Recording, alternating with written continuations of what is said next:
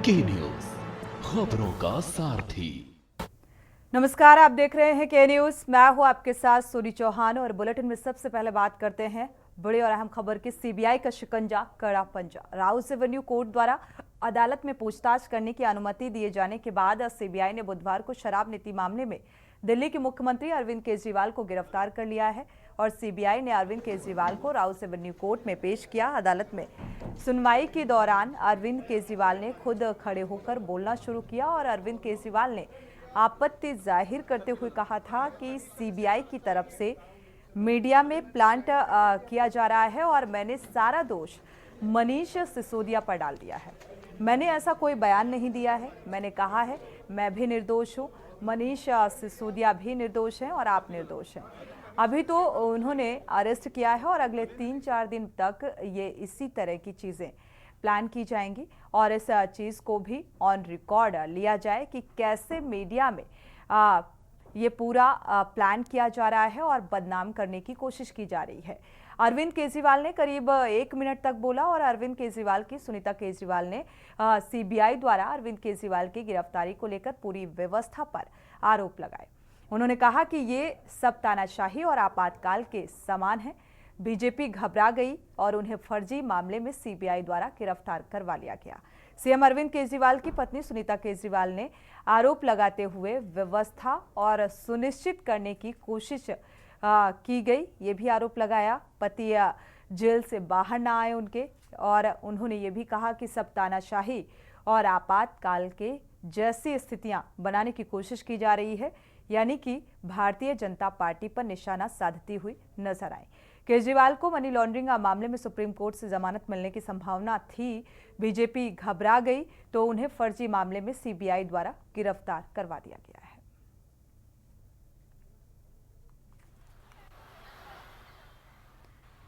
तो Rouse Avenue court में केजरीवाल को पेश किया गया और आज जब सीबीआई ने अरेस्ट किया उसके बाद जो बयान निकलकर सामने आया अरविंद केजरीवाल का, उन्होंने साफ तौर पर अपने बयान में सिसोदिया को जिम्मेदार ठहराया है। और जब से दिल्ली के सीएम अरविंद केजरीवाल की गिरफ्तारी हुई है तब से लगातार भारतीय जनता पार्टी की कार्यशैली को लेकर, रवैये को लेकर आम आदमी पार्टी के द्वारा सवाल उठाए जा रहे हैं और एक तानाशाही भरा रवैया और जिस तरीके से जो जांच एजेंसियां हैं वो काम कर रही हैं, इसको लेकर लगातार सवाल उठाए गए हैं, आरोप मढ़े गए हैं। आप प्रवक्ता प्रखर श्रीवास्तव जुड़े हुए हैं। प्रखर श्रीवास्तव जी, स्वागत है आपका के न्यूज में जुड़ने के लिए। देखा जाए तो आज जो बयान निकलकर सामने आया अरविंद केजरीवाल का और सिसोदिया को लेकर उन्होंने पूरी तरीके से इस घोटाले का जिम्मेदार ठहराया, इसको लेकर क्या कहेंगे? फिलहाल संपर्क टूट गया है, दोबारा से जुड़ते हैं तो जरूर जानने की कोशिश करेंगे कि आखिर इस बयान के मायने क्या हैं। जिस तरीके से दिल्ली के सीएम अरविंद केजरीवाल ने ये बयान दिया है और दूसरी तरफ लगातार अरविंद केजरीवाल के बयान और साथ ही उनकी पत्नी के जो आरोप निकलकर सामने आए हैं, क्योंकि साफ तौर पर यह कहा गया कि जो अरविंद केजरीवाल हैं वो जेल से बाहर आ जाएंगे, इसीलिए सीबीआई द्वारा अरेस्टिंग करवाई गई है।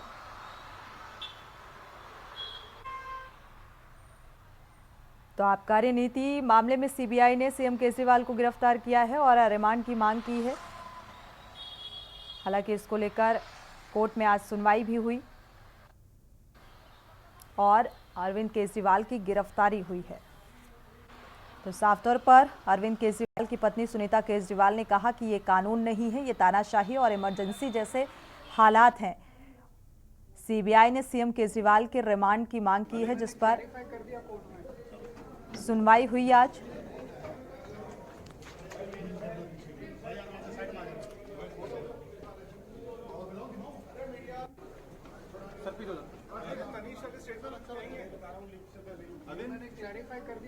प्रखर श्रीवास्तव आम आदमी पार्टी से जुड़े हुए हैं। प्रखर श्रीवास्तव, देखा जाए तो प्रखर जी, जिस तरीके से अरविंद केजरीवाल का ये बयान निकलकर सामने आया है, इसके क्या मायने समझे जाएं? जी, सबसे पहले आपको नमस्कार, आपके सभी दर्शकों को मेरा नमस्कार। जी देखिए, बिल्कुल स्पष्ट है किस तरीके से सीबीआई एक षड्यंत्र के तहत पहले देखिए, मैं आपके सम्मानित चैनल में बहुत बार बैठ चुका हूँ। मैंने लगातार बोला है जी।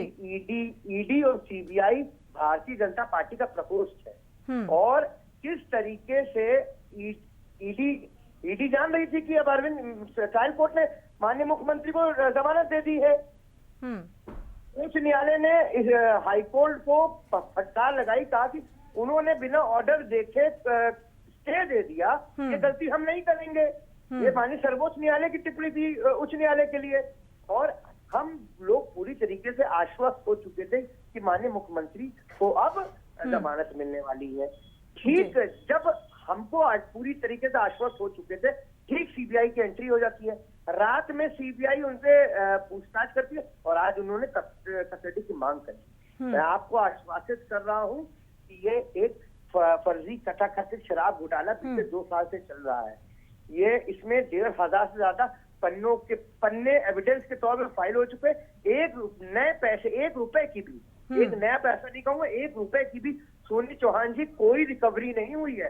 अगर किसी भी प्रकार की रिकवरी हुई होती तो ये लोग कपड़े फाड़ के चीखने लगते कि फला पैसा मिला, इतने करोड़ का पैसा मिला, इतने करोड़ का पैसा मिला। देखिए, मैं आपको फिर बिल्कुल साथ में आपके सिसोदिया को लेकर भी जिस तरीके से अरविंद केजरीवाल कह रहे हैं कि कोई किसी तरीके का दोष सिद्ध नहीं हुआ, निराधार है। ये जो उन्होंने कहा है, ये सीबीआई ने जब जैसे ही आरोप लगाया था कि सीबीआई ने कोर्ट के सामने बोला। बिल्कुल, मंशा क्या, रणनीति क्या नजर आती है भारतीय जनता पार्टी की, जिस तरीके से जांच एजेंसियां भी काम कर रही हैं? देखिए, रणनीति स्पष्ट है बिल्कुल। विधानसभा का चुनाव सर पर लगा हुआ है सोनी जी। ये हरियाणा सरकार, भारतीय जनता पार्टी सरकार हरियाणा में भी है, उन्होंने दिल्ली का पानी रोका। अब किसी भी तरीके से माननीय मुख्यमंत्री जमानत के बाहर ना है, वो तो कहिए हम लोग आभार व्यक्त करेंगे सर्वोच्च न्यायालय का, तो उन्होंने 21 दिन की उनको जमानत दे दी थी। तो अगर यही जो लेवल ऑफ ग्राउंड है, अगर दोनों को, भाजपा को और आम आदमी पार्टी को बराबर का मिला होता, जो ये 5-7 हजार के फासले से हम 4 सांसद हारे हैं ना, मैं आपको आश्वासित कर रहा हूँ कि हम कम से कम 4 सीटों पर चुनाव लड़े थे, 3 सीटें हम जीत के आते। लेवल ऑफ ग्राउंड सेम नहीं था सोनी जी। नहीं तो इसमें तो दिल्ली वासियों ने भी समर्थन नहीं किया ना प्रखर जी। किस चीज का समर्थन नहीं करा सोनी जी? आप जिस तरीके से कह रहे हैं, आप लोकसभा चुनाव का जिक्र कर रहे हैं ना, उन नतीजों का जिक्र कर रहे हैं। चुनाव का ही जिक्र कर रहा हूँ। देखिए सोनी जी, मैं बिल्कुल स्पष्ट कर रहा हूँ। मात्र 21 दिन के लिए सर्वोच्च न्यायालय ने माननीय मुख्यमंत्री को जमानत दी थी। लेवल ऑफ ग्राउंड बिल्कुल सेम नहीं था। आप फासला देखेंगे, आप फासला देखें, जितनी विपरीत स्थिति में आम आदमी पार्टी ने चुनाव लड़ा था, अगर इसी स्थिति में अगर भारतीय जनता पार्टी को चुनाव लड़ा दिया जाए, मैं आपको आश्वासित कर रहा हूँ आपके सम्मानित डिबेट पर कि इनकी जमानतें जब्त हो जाएंगी। जमानतें ये अपनी जमानतें नहीं बता पाएंगे। और सोनी जी, लेकिन अभी तो फिलहाल आम आदमी पार्टी को इसकी जरूरत है, जमानत की जरूरत तो आम आदमी पार्टी को इस वक्त जो स्थितियां बता रही हैं, आप देख पा रहे हैं, लोकसभा चुनाव का परिणाम भी आपके सामने है। लगातार जिस तरीके से, हालांकि सुनीता केजरीवाल का भी जो पोस्ट निकलकर सामने आया है, उन्होंने भी कहा है कि आपातकाल जैसी स्थितियां बनाने की एक कोशिशें लगातार भारतीय जनता पार्टी की तरफ से की जा रही है। तानाशाही का जो रवैया है वो लगातार आम आदमी पार्टी ये आरोप लगा रही है। सोनी जी, इन्होंने तानाशाही की पराकाष्ठा पार कर दी है। माननीय प्रधानमंत्री कल आपातकालीन स्थिति पर प्रवचन पेश कर रहे थे। आज वो खुद देखे कि किस तरीके से उन्होंने आपातकाल की स्थिति लगा के रखी हुई है। दिल्ली की राजनीति की दशा और दिशा अब आगे क्या होने वाली है प्रखर जी? सोनी जी, एक बार सवाल फिर दोहरा दे। दिल्ली की राजनीति को लेकर जो घमासान चल रहा है और जिस तरीके के आरोप और प्रत्यारोप निकलकर सामने आ रहे हैं, तो दिल्ली की राजनीति की दशा और दिशा क्या किस ओर जाने वाली है? सोनी जी, हम लोग बिल्कुल आश्वस्त हैं। हम लोग न्यायपालिका पे पूर्ण रूप से विश्वास करते हैं और हम जो फैसला न्यायपालिका का आएगा उसको हम स्वीकार करेंगे। मगर मैं आपको एक बात बताना चाह रहा हूँ सोनी जी, बहुत ध्यानपूर्वक आप समझिए, आपके दर्शकों को जानना ही बहुत जरूरी है कि हम लोगों को तो ये भी सुनने में आ रहा है कि सीबीआई की एंट्री, अगर सीबीआई से हम निर्दोष हो जाएंगे तो ये सरकार इतनी निर्लज है, एनआईए की भी एंट्री करने को तैयार कर रही है। और मैं आपको मैं सीधा आरोप लगा रहा हूँ भारतीय जनता पार्टी पर। ये जो बदर हुड़कियां हैं, इन बदर हुड़कियों से आम आदमी पार्टी ना कभी डरी है ना कभी डरेगी। और मैं आपको फिर बता रहा हूँ, इन्होंने 2 साल से ये जांच बैठा के रखी हुई है, एक भी पैसे की रिकवरी नहीं हुई है। ईडी की जांच से अरविंद केजरीवाल जी बाहर ही आने वाले थे। अब इन्होंने षड्यंत्र के तहत सीबीआई से फंसाने का सोचा है, उससे भी बहुत जल्दी बाहर आएंगे। हम लोग निश्चित है, देश की जनता देख रही है और इस बार तो विपक्ष भी बहुत मजबूत है। इनको हर मोड़ पे हर चौराहे पर इनको आईना दिखाने का काम करेगा। चलिए, तो विपक्ष के नेताओं का सपोर्ट फिलहाल मिलता हुआ नजर आ रहा है। प्रखर जी, अंदर खाने सब कुछ ठीक ठाक है? बिल्कुल, इंडिया गठबंधन जिस तरीके से शुरू से लामबंद था, आज भी लामबंद है, एक साथ खड़ा हुआ है, प्रखर तरीके से आवाज दे रहा है और हर गलत कदम चलिए, यही आरोप अरविंद केजरीवाल की पत्नी सुनीता केजरीवाल भी लगाते हुए नजर आ रही। शुक्रिया जुड़ने के लिए और ये तमाम अहम बातों का जिक्र करने के लिए। 20 जून अरविंद केजरीवाल को बेल मिली और तुरंत ईडी ने स्टे लगवा दिया। इसको लेकर अब सीबीआई का शिकंजा जो है वो कसता हुआ नजर आ रहा है। बढ़ते आगे और बात करते हैं दूसरी पारी, बिरला पड़े भारी। विपक्ष की सांकेतिक स्पर्धा के बाद आखिर ओम बिरला लोकसभा के अध्यक्ष चुन लिए गए हैं। लोकसभा में आपातकाल पर पेश किए गए प्रस्ताव पर लोकसभा अध्यक्ष ओम बिरला ने कहा है कि यह सदन 1975 में देश में आपातकाल लगाने के निर्णय की कड़े शब्दों में निंदा करता है और इस पर विपक्ष ने जमकर हंगामा किया है। उन्होंने कहा कि यह 18वीं लोकसभा लोकतंत्र का विश्व का सबसे बड़ा उत्सव है। अन्य चुनौतियों के बावजूद 64 करोड़ से अधिक मतदाताओं ने पूरे उत्साह के साथ चुनाव में भाग लिया और मैं सदन की ओर से उनका और देश की जनता का आभार व्यक्त करता हूं और निष्पक्ष और पारदर्शी तरीके से चुनाव प्रक्रिया संचालित करने के लिए और दूरदराज के क्षेत्रों में भी एक भी वोट पड़े ये सुनिश्चित करने के लिए चुनाव आयोग द्वारा किए गए प्रयासों के लिए मैं उनका आभार व्यक्त करता हूं।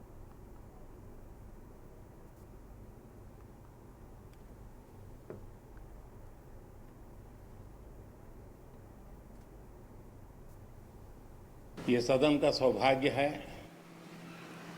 कि आप दूसरी बार इस आसन पर विराजमान हो रहे हैं। आपको और इस पूरे सदन को मेरी तरफ से मैं बहुत बहुत बधाई देता हूं। Speaker, sir, I'd like to congratulate you for your successful election. For the second time that you have been elected, I'd like to congratulate you on behalf of the entire opposition, on behalf of the India Alliance. Speaker, sir, this House represents the voice of India's people.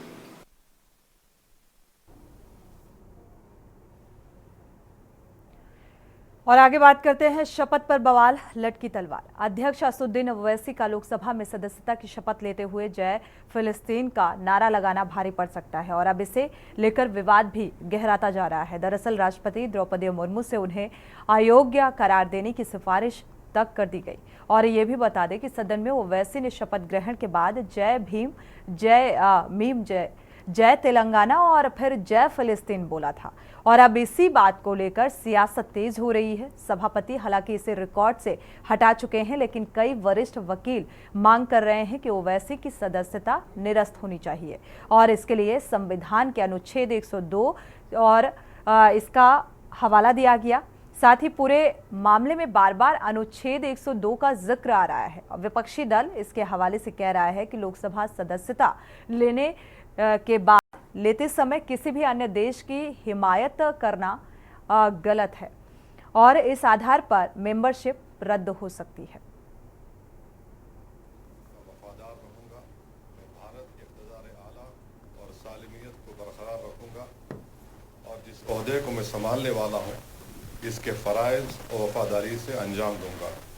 जय भीम, जय meme, जय तेलंगाना, जय फ़लस्तीन, तकबीर, अल्लाहु अकबर, सल्लल्लाहु अलैहि रसूल करीम, अम्मा बाद, अऊज़ु बिल्लाहि मिनश शैतानिर रजीम, बिस्मिल्लाहिर रहमानिर रहीम। मैं असदुद्दीन ओवैसी, जिसे लोकसभा का रुकन मंतखब किया गया है, अल्लाह के नाम से हल्फ उठाता हूँ कि मैं भारत के आइन पर जो कानून के मुजब तय पाया है एतक़ाद रखूँगा, उसका वफादार रहूँगा।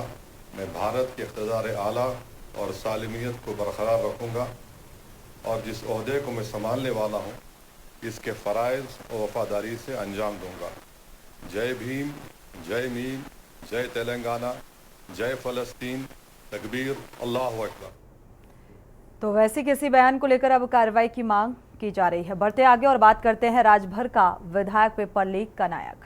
एंकर एक तरफ नीट पेपर को लेकर जिस तरीके से घमासान शुरू हुआ, दूसरी तरफ मुद्दे पर सियासत भी तेज हो रही है, यानी कि राजनीतिक दल अब इस मुद्दे को लेकर राजनीतिक रोटियां सेकते हुए नजर आ रहे हैं। पेपर लीक का ये पूरा मामला राजभर के करीबी विधायक का नाम अब सामने आने लगा है। भारतीय राष्ट्रीय कांग्रेस ने दावा किया कि नीट पेपर लीक में भारतीय जनता पार्टी के सहयोगी दल सुहेल देव भारतीय समाज पार्टी के विधायक भी शामिल हैं और कांग्रेस का ये भी दावा है कि सुभाषपा विधायक बेदीराम नीट पेपर लीक के सरगना है। सोशल मीडिया साइट पर एक्स पर पोस्ट किया गया कि कांग्रेस ने लिखा कि पीएम नरेंद्र मोदी की पार्टी का सहयोगी विधायक नीट पेपर लीक का सरगना है और यूपी के इस विधायक का नाम बेदीराम है।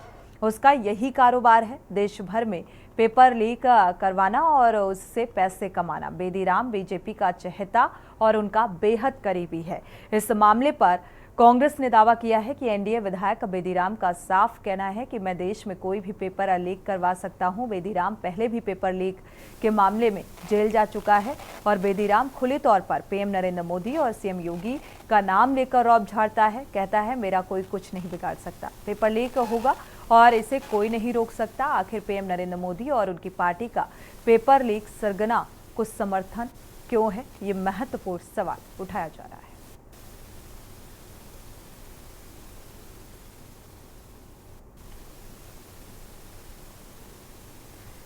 तो नीट पेपर लीक मामले को लेकर जिस तरीके से सड़कों में अभ्यर्थी नजर आए और लगातार नारेबाजी और प्रदर्शन की तस्वीरें सामने आई, जिसको लेकर आज भी सवाल उठाए जा रहे हैं कि आखिर कब इस पर लगाम लगेगी। और सूबे के मुखिया ने इसको लेकर एक कड़ा कानून भी बनाया है जो धरातल पर लाया जाएगा और इन गैंगों के खिलाफ, यानी कि जो सॉल्वर गैंग है, इनके खिलाफ कड़ी से कड़ी कार्रवाई की जाएगी। लेकिन अब इसी बीच इस मामले को लेकर राजनीति भी शुरू हो गई है।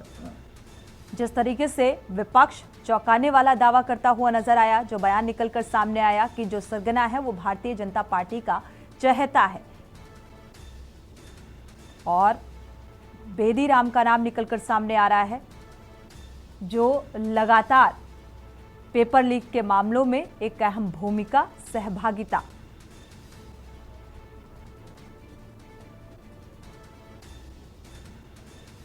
तो विपक्ष लगातार इसको लेकर अब सड़कों पर उतरकर प्रदर्शन भी किया गया। राजनीतिक दल लगातार प्रदर्शन कर रहे हैं इस मामले को लेकर और कार्रवाई की भी मांग उठाई जा रही है। पेपर लीक का यह पूरा मामला, यूजीसी नेट परीक्षा जो रद्द की गई उसको लेकर नाराजगी देखने को मिली और प्रदर्शन की तस्वीरें सामने आई। तो कार्रवाई की मांग कि आखिर कब इस पर लगाम लगेगी। लेकिन जब भारतीय जनता पार्टी के हितैषी ही इस तरीके के पेपर लीक मामलों में इन्वॉल्व होंगे तो आखिर कैसे लगाम लगेगी।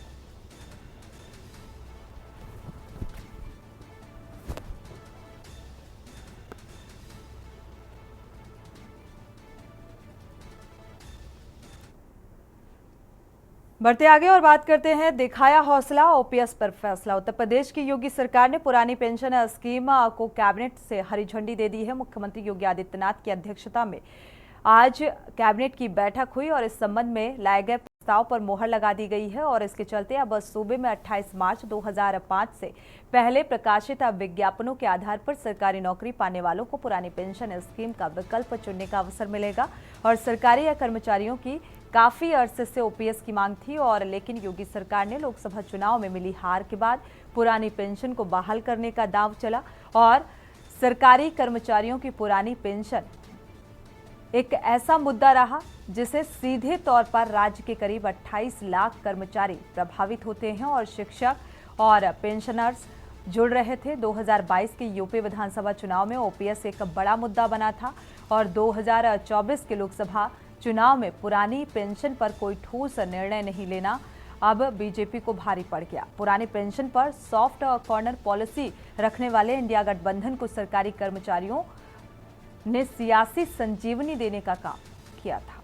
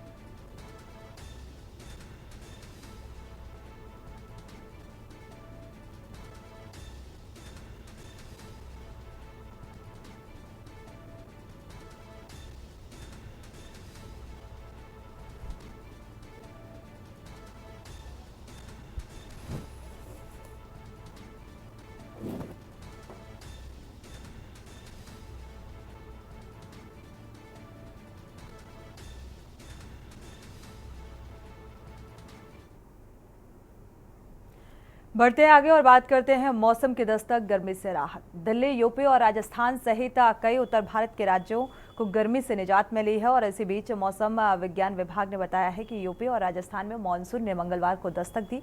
आईएमडी ने कहा कि दक्षिण और पश्चिम मानसून अब धीरे धीरे रफ्तार पकड़ेगा। मानसून की उत्तरी सीमा मुंद्रा, मेहसाणा और उदयपुर, शिवपुरी, सिद्धि और चाईबासा, हल्दिया, पाकुड़, साहिबगंज और रक्सौल से होकर गुजर रहा है और मानसून यूपी में ललितपुर के रास्ते पहुंचा। मौसम विभाग ने बताया कि मानसून उत्तरी अरब सागर, गुजरात, मध्य प्रदेश और दक्षिण पूर्वी राजस्थान के कुछ हिस्सों में आगे बढ़ गया। विभाग ने यह भी बताया कि ऐसे में अगले 7 दिनों में पश्चिमी राजस्थान में कुछ स्थानों पर हल्की से मध्यम बारिश होने की संभावना है।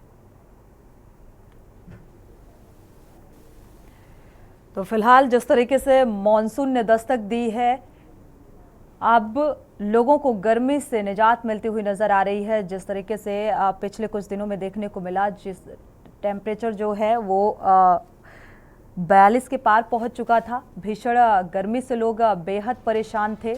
मॉनसून ने दस्तक दी, ऐसे में लोग पहली बारिश का आनंद लेते हुए नजर आए, यानी कि गर्मी से भी लोगों को निजात मिली। तो कई राज्यों में अब गर्मी से लोगों को राहत मिलती हुई नजर आ रही है। यूपी, राजस्थान सहित कई राज्य शामिल हैं जहां पर अब मॉनसून रफ्तार पकड़ेगा। तो अगले 7 दिनों तक मौसम विभाग का ये मानना है कि फिलहाल रुक रुक कर बारिश होती रहेगी।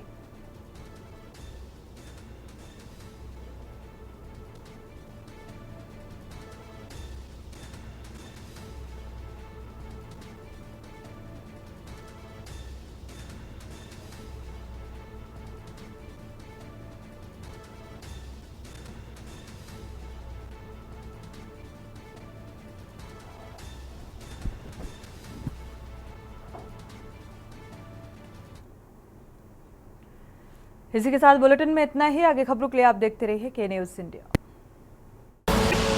आप देख रहे हैं के न्यूज़, खबरों का सारथी।